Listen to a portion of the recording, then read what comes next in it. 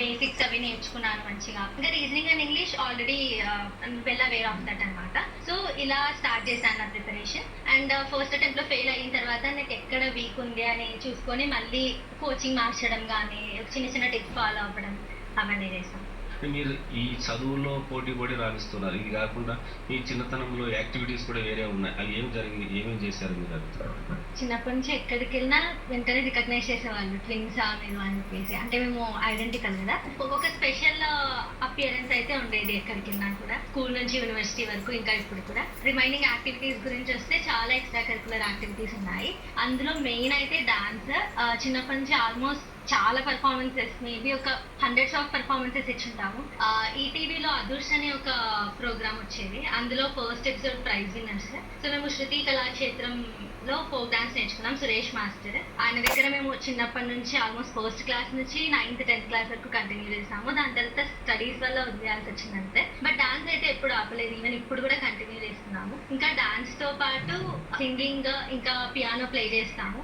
అవి కూడా ఒక 2-3 years అలా నేర్చుకున్నాము. ఇంకా వాటితో పాటు పెయింటింగ్ హాబీస్ ఉంటుంది. చదవడం మీద కాన్సన్ట్రేట్ చేస్తే ఆ స్ట్రెస్ అదంతా ఉంటుంది. అదంతా ఉండకుండా ఉండడానికి ఈ డాన్స్ ఇవన్నీ ఒక ఎక్స్ట్రా కరికులర్ యాక్టివిటీస్ గా పెట్టుకున్నాము. ఈవెన్ యూనివర్సిటీలో కూడా లైబ్రరీలో ఉండేది, లేదంటే ఏదైనా యాక్టివిటీస్ కాంపిటీషన్స్ అలా ఉంటే, డాన్స్ కాంపిటీషన్స్ అలా ఉంటే వాటిలో పార్టిసిపేట్ చేసేది.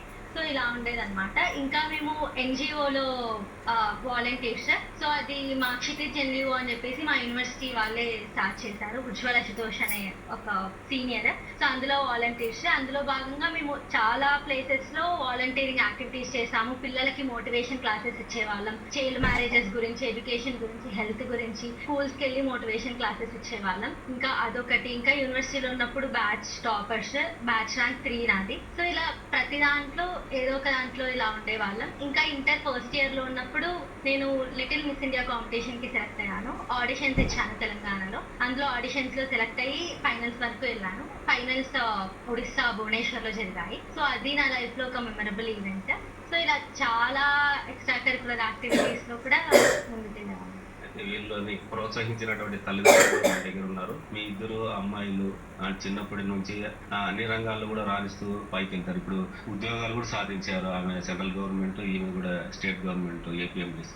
ఎట్లా మీరు వాళ్ళ పెంపకం ఎట్లా ఉంది? వాళ్ళకి ఉద్యోగాలు రావడానికి మీ సహకారం, ప్రోత్సాహం ఎట్లా ఉంది? పిల్లల్ని అందరూ చదివిస్తారు సార్. అందరి తల్లిదండ్రులకి ఉంటుంది పిల్లల్ని ఒక స్టేజ్ లో చూడాలని. మేము అలాగే చదివించాము. కానీ అది చదవడం వాళ్ళ గొప్పతనం సార్, అంతే.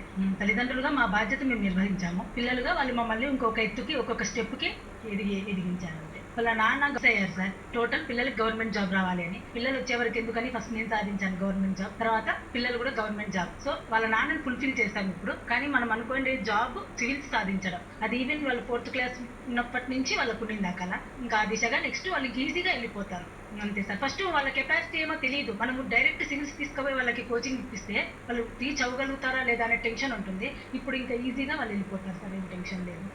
చాలా గర్వంగా ఉంది సార్. నా ఇద్దరు అమ్మాయిలు ఉన్నత కొలువులలో, గవర్నమెంట్ కొలువులలో ఉన్నతంగా ఉన్నందుకు ఒక పేరెంట్స్గా మేము చాలా గర్వపడుతున్నాము.